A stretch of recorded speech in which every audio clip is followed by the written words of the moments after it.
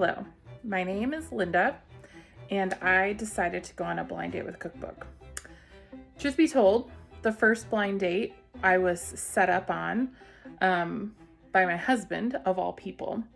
We saw the blind date books, and he said, "Ooh, Louisiana Cajun, pick that one. That's the one to pick." And so I picked that one, and that blind date didn't go well. It was one of those blind dates where you look through the coffee shop window and you're like, no thanks. I unwrapped it, and here's what happened. I ended up with Chef Paul Prudhomme's Louisiana Cajun Magic Cookbook. Every recipe in this cookbook calls for Cajun magic, some spice that Paul created in probably the 80s. And I took one look at this and I said, thanks, but no thanks. And I kept walking. So I went back to the library and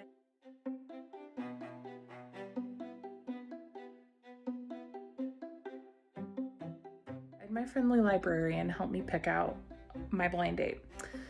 I gave two options, which they couldn't see the categories of. One was pies, and one was, I think it said community cookbook. And I could feel both of them. And I knew they were going to be better than Cajun Magic.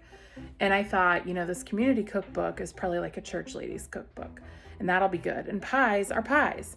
So I held it up, unbeknownst to the librarian. He chose community cookbook. I brought it home, and I got probably the best possible option, which was Cornsilk, the Junior League of Sioux City, Iowa's annual cookbook.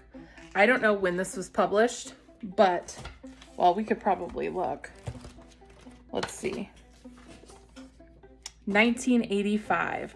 So all those Junior League ladies of 1985 with all their best recipes, and it is thick. It's like 400 pages. So I'm going to be making the recipe from page 250 called A Better Chipper, which is a cookie. If you couldn't have figured that out by the name, A Better Chipper, it calls for all the regular cookie things: oatmeal, chocolate chips, walnuts, and Heath Bits o' Brickle. So here we go.